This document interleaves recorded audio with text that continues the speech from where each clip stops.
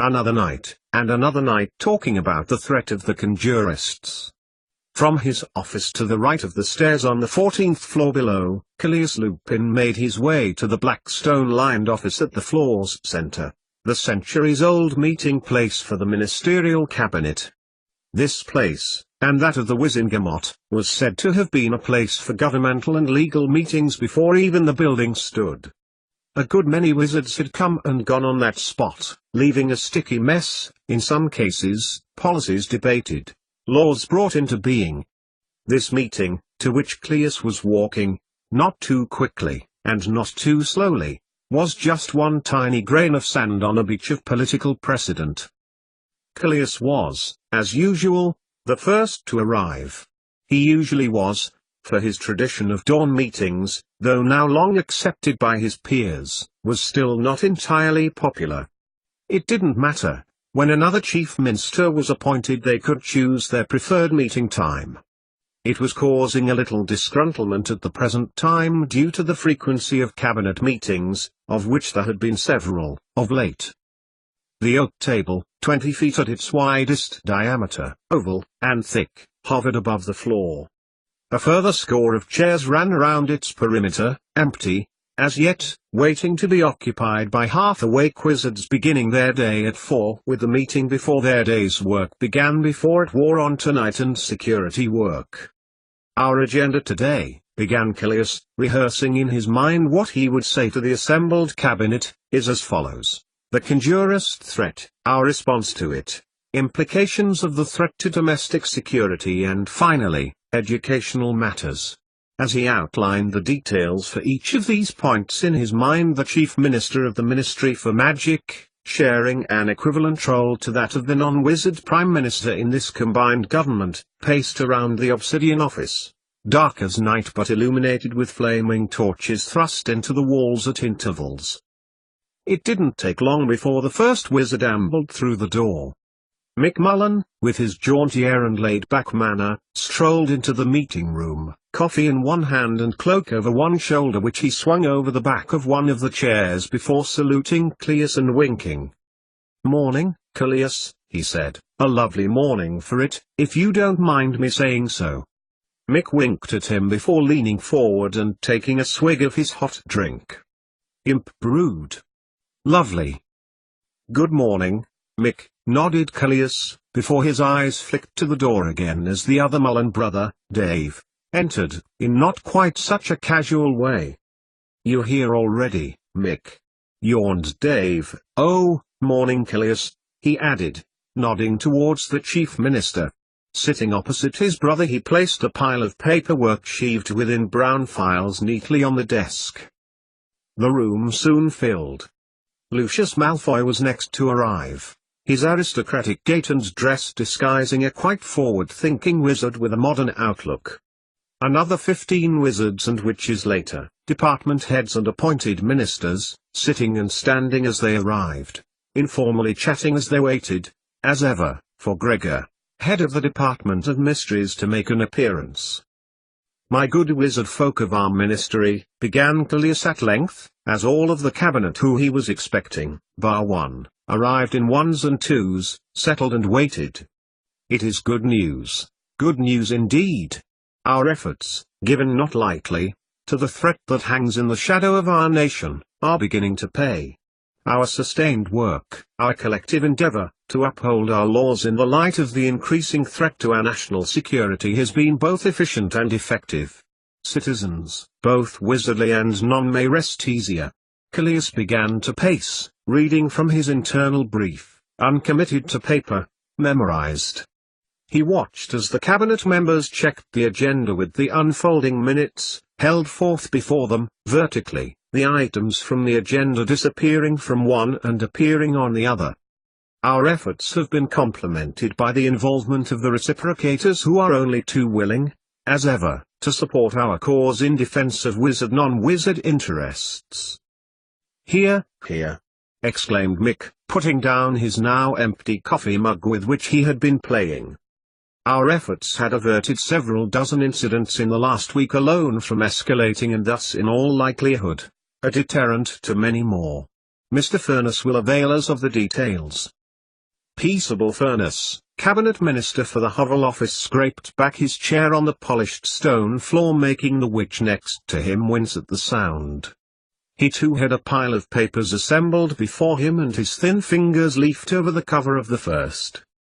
My esteemed colleague Mr. Lupin has succinctly opened this meeting and addressed many of the points contained within my report, began Furnace, his face glowing as hot as his name. A skilled minister and diplomat, it was unfortunate that his countenance did not give him its full support. There have been many attacks, sporadic, unpredictable, and so therefore has been difficult to manage until now. He surveyed the wizards and witches who were either trying to disguise their fatigue by staring at him or the minutes growing minute by minute, or were keenly staring as the effect of coffee on the system had taken hold. Up until now? Lucius Malfoy's gravelly voice slid into the conversation as the arm of a cripplingly expensive record player over a pristine disc. Peaceable nodded. Now we have established a pattern, of sorts. He nodded round the table as several witches and wizards made notes. It has been towns, mainly, rather than cities, which have resulted in the highest level of conflict, towns which are surrounded by countryside, Clitheroe, Wadesbridge, Ledburn, Uttoxeter, Hawes. Furnace turned the page.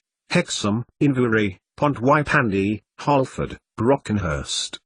He looked up. It is known, widely suspected, conjectured, that these are the nearest places to where illegal covens have met and are targets because they are close and convenient. Conjurists with too much butterbeer in their systems and more besides, looking for targets to practice their beliefs. Although the attacks are by no means limited to rural towns.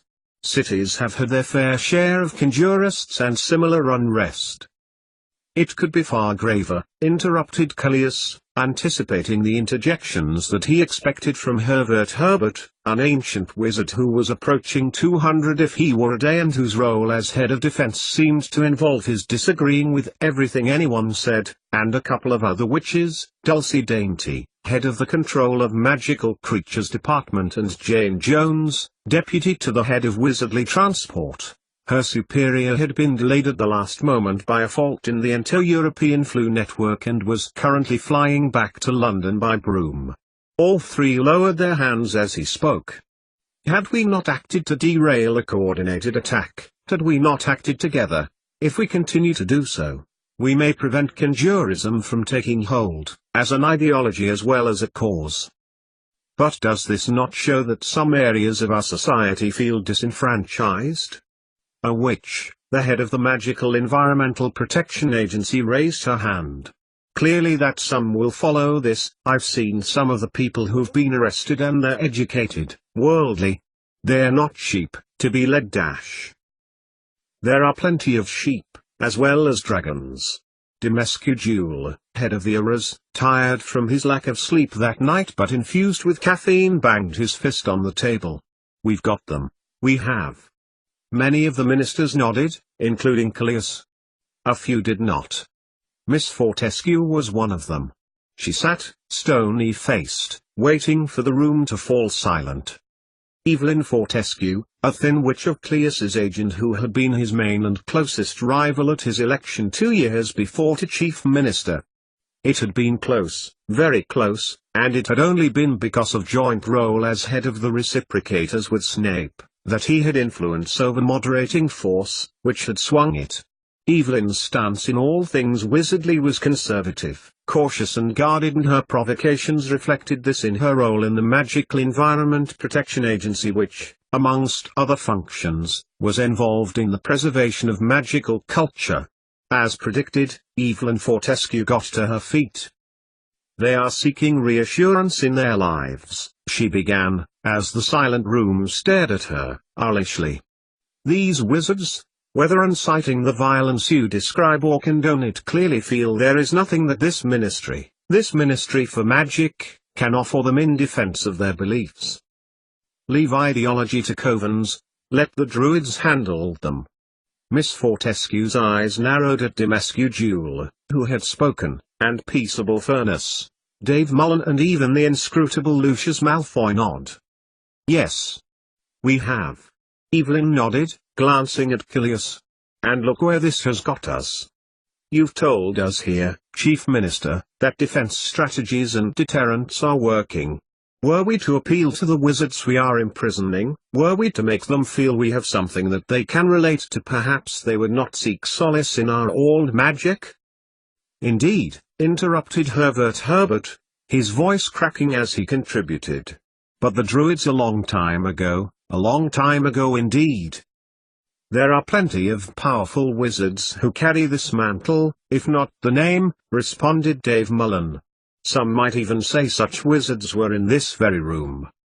And yet these druidical wizards do not have enough influence to have prevented the conjurism you so hatefully speak, replied Evelyn, who was still standing, her voice strong and forceful. I put it to the cabinet that we have failed a large section of our community whom we claim to represent. As silence fell, bar the scratching of the minutes above their heads, her eyes met those of Kilius and she held the gaze defiantly. If I may, Lucius Malfoy, hand raised, nodded as Kilius looked away from Evelyn and gestured that he may speak. From the point of view of my role as Chancellor of the Exchequer, perhaps I am a little out of touch in terms of the front line. But these attacks, if I am right in my understanding, are few, and low level. They do not seem to be as much of a threat we perceive. The wizards, as one, drew a breath, waiting for the inevitable. It wasn't long in coming. You only have to look at the continent, where my son is president of the Magical European Union. Collectively the wizards rolled their eyes. Lucius never missed an opportunity to mention his son, and did so at every available opportunity. In Europe, so I am led to believe, conjurists, non-wizards and wizards alike live side by side. There is no resistance to their belief, and in turn, no violence. Get on with it, Lucius, growled Rodolphus Lestrange, Justice Minister. His wife sat adjacent, her mind appearing not to be with the rest of the ministers. As Minister for Sports and Competitive Magic, Bellatrix Lestrange's mind probably was not even on this planet. Had they been talking about Quidditch, for example, then things would be a lot different. Perhaps it's a passing phase? People go through these ideas, and they come and go. Lucius waved his hand. In a few months all this will have been forgotten and I'll be getting more letters about tax instead. He sat down. No one else raised a hand. Kilius looked around the wizards and, when he was sure no one else had anything else to say on the matter, he continued. All I'm saying is we can't divorce ourselves from all magic, replied Evelyn, and we have given people the freedom to express their wizardliness. Now, 12 years after that legislation was passed, when wizards are doing just that, what do? Dole out sanctions. Save it for another time, Evelyn. Mick Mullen, unfolding his legs at the ankle, put his hands behind his head instead. Evelyn Fortescue sat back down again. As I said, we are dealing with a threat to our country in terms of practicalities. He shot a look at Evelyn Fortescue and smiled inwardly at her evident dissatisfaction with practical measures. We will continue to offer a bulwark to conjurists, and so if it emerges, as you say, Lucius, a passing interest in the minority, then we can step down our vigil. Though I have to stress that, from our intelligence, we should not underestimate those behind the conjurists. Even the least-witted conjurist that we've interviewed so far in Azkaban is aware of our stance on half-breeds, that they are not going to be tolerated. And I do not believe anyone here would sanction the legalization of half-breeds. He glanced at Miss Fortescue, a woman who had competed with him every day since he had arrived at Hedgewoods, waiting for her to countermand him. Before he had a chance to introduce Mick Mullen to brief the cabinet on the imminent arrival of non-wizard students to Hedgewoods, his brother Dave spoke. I believe you have interest in this matter yourself, Kilius. Your brother? Please allow me to address the cabinet as a neutral voice. The head of health looked around the table. Several of the ministers who might have challenged Kilius looked away. Half-breeds are, of course, welcome in the country but under strict conditions. Each are interviewed prior to admission through customs and they sign a contract of conduct. When unlicensed half-breeds, being used as symbols by conjurists, arrive here, they are unacclimatized to our expectations and, in many cases, their undesirable features are downright encouraged by the conjurists. We have this evidenced in their confessions. I cannot imagine anyone here could entertain the removal of license, as called for by many conjurists, from many walks of life, as being anything but irresponsible. Callias looked round. Even those he expected to challenge him had fallen silent, a few looking down. It had been a coup of highest magnitude when he had appointed the younger Mullen brother head of defense, for the wizard's loquaciousness was Cleus's biggest asset. His second biggest, he postulated, lay within his robe. He had not got round to looking at the manuscript that Cecilia had given to him, but he would, right after the meeting. Gently, as he was about to introduce Mick Mullen to speak, he patted his pocket. And then Callias realized Evelyn Fortescue was back on her feet. "There is another security measure I wish to raise," she began, "which may also be considered by some as irresponsible. May I clarify that Cecilia Lupin is not only back in the country but residing in the Chief Minister's home?" Callias made sure his face remained fixed as he took in Evelyn's expression of triumph. Nearly all of the ministers were now looking at him accusingly. Evelyn realized this too, and smiled at his expected discomfort. "My fellow wizards, indeed. As you know, we have been expecting Mrs. Lupin to make an appearance. Did we not send bugs, nay, a swarm of bugs in search of her?" He began to pace round the table as he recounted his role in Cecilia's residency. "We believed she was missing, did we not?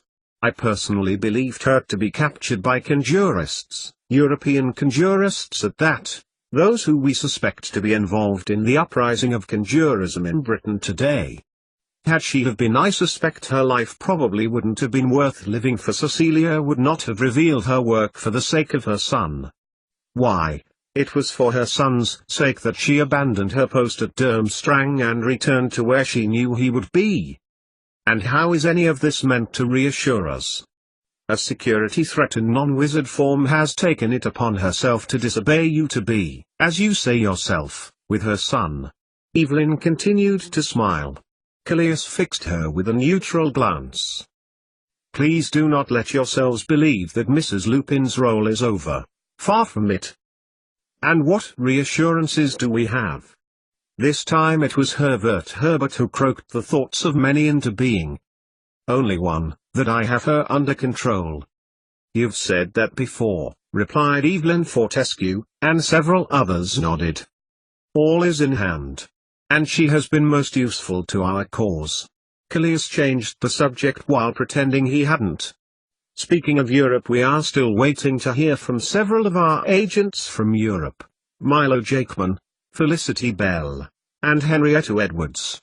Clearly they must still be in their field completing their assignments. While we still need to be guarded over the idea of missing agents." Callias heard the name Reginald Pugh whispered by the wizards and nodded inwardly. The ministry agent who had prompted a wizard hunt over 3 continents but was discovered sitting down a well in Luxembourg dribbling. They will nevertheless need to present their findings before the end of September. Would respective department heads take note? 3 wizards, quill in hand, scribbled quickly on the papers in front of them. Callias turned his head. "Gregor? And Tabitha?" The elderly wizard, jerking as if being awoken, which he probably was, a dream, Callias postulated, regarding it a mystery or 3, and blinked. After a few moments he looked at Callias. "I have absolutely no idea. Probably fine." "She's still behind the veil?" "Yes." Then Gregor sank back into his chair, his mind searching for the thoughts from which he had been so rudely interrupted. It was probably the best he could hope for. Mysterians acted according to their own rules, and as such Callias felt lucky he had got a response from Gregor at all. It had satisfied the ministers too. Even the ever-meticulous Lucius did not raise so much as an eyebrow. "Mick. Over to you." Callias looked at the head of the Department of Education, who was chewing on what looked like gum, and he resisted the urge to ask the older Mullen to remove it. As he rose, Callias clarified, "Mr. Mullen will brief us on our educational challenge which, I am pleased to say, we have met head-on." Slowly, casually, in the manner completely opposite to that of Callias Lupin, Mick Mullen got to his feet, slouching, even though there was nothing to slouch against, and began to speak. Like his brother, Mick was in his 60s, but he had the spry, sprightly outlook on life of someone a third of his age. "Thank you, Callias." He winked at the Chief Minister. Callias growled inwardly. "And my thanks too for the tireless work you have put into the amendments to the education policy. Your attention to detail has left me with little to do." It was true, Callias had driven through the changes, namely because he knew if he had left it to Mick laid back he was almost vertical Mullen there would be non-wizards at Hedgewood's 10 years from now. He closed his eyes and nodded a little, openly accepting Mick's comment as an accolade. "That said, our department has been working on the dual subject names which, if you'll allow, we may ratify now?" Without waiting for a reply he withdrew his wand and flicked it above them. Words, scrolling around the table, at eye height, appeared, moving from right to left, so all of the Hedgewood subjects, which would be called by both names this academic year, could be viewed by all of the wizards. Defense against the dark, practical defense. Charms, physics. Transfiguration, science. Potions, chemistry. Herbology, plant biology. History of magic, history. Astronomy, astronomy. Astronomy's going to be called astronomy? Dulcie Dainty's squeaky voice sounded above the low hubbub as the wizards commented to one another as subject after subject appeared. Non-wizards study astronomy, albeit at an amateur level. This needs no translation on their behalf. Anaxagoras String, head of the Department of Non-Wizard Liaison, clarified the point on which Mick had consulted him. Callias bristled. Had he had time, and wished to remove all responsibility from Mullen, not a particularly politically shrewd move, astronomy would have been renamed. It was the point of the fact. But these things were bound to happen, and, especially when there was still so much to do before the end of the week, some things would have to pass if non-wizards were to successfully study at Hedgewood's this year, for now. Study of ancient runes, religious studies. Continued the subjects, arithmancy, mathematics. Non-wizard studies, sociology. Care of magical creatures, animal biology. Divination, politics and economics. At the last one Callias took a furtive look at Mick, who grinned, an expression which could easily be interpreted as pleasure at his revelation in his part in the integration of non-wizards to Hedgewood's and, more than likely, a subversive swipe at the establishment. The whispering continued as the words continued. Ancient studies, archaeology. Art of magical and non-magical subjects. Callias had proposed this name as an illustration to the clarity he was expecting. Nevertheless, from the atmosphere in the room nothing which Mick had revealed so far had displeased them. He would wait, until their next meeting at least, to push his policy that the wizard's subject names would be dropped as of next year. As the subjects tailed off, earth magic, geology.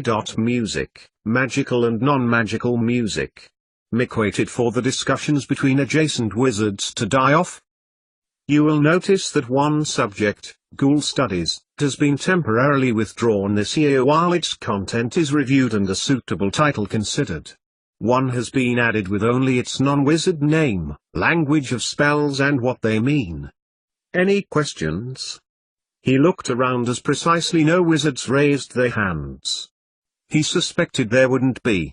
It was in everyone's interest, not least from the financial aspect, that the reforms went ahead. Callias had impressed on each and every head of departments the personal benefits of non-wizards at Hedgewood's. Improved security. Cultural harmony. Healthcare development. Improved transport links. Smoother relations between the Hovel Office and its equivalent in the combined government. Fewer legal disputes. Even Evelyn held her tongue.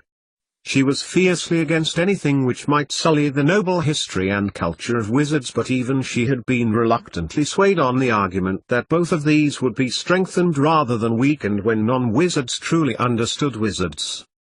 As the meeting wound up, Callias nodding and shaking hands with some of the wizards and witches as they went past, he realized that the burden of the meeting had been replaced in his thorax with something else.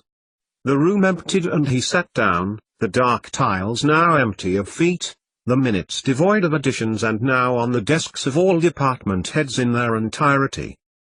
He wouldn't worry about that, he couldn't. The time could not be afforded. So much to do. So much to organize. Callias would be so glad when it came to Monday next week, the first day of teaching at Hedgewood's. So much would be in place then. Then Callias got to his feet, sweeping across the room, closing and securing the cabinet meeting room behind him. So little was known all about Tabitha Penright's whereabouts, and that bothered him. Not that he couldn't trust the Mysterious. Far from it. It was just that they were so unpredictable. But he had no reason to believe in anything other than expected of her. "You wished to speak to me?" Out of the shadows the elf Vincento stepped, his long thin feet gliding across the corridor tiles in front of Callias. The chief minister stopped. "Indeed, my old friend." From his robe he pulled out the manuscript painstakingly copied by Cecilia and handed it to the elf, who ran his thin, long fingers over its cover and then, seemingly at random, some of the pages. "Can you translate it?" Callias hoped he didn't seem too desperate, and he held off from asking for a time scale from Vincento. The elf opened his eyes. "Of course." He waited until Callias had furnished him with gold. And then the elf turned, heading off towards the Department of Mysteries. Callias Lupin watched him go until he could see him no longer.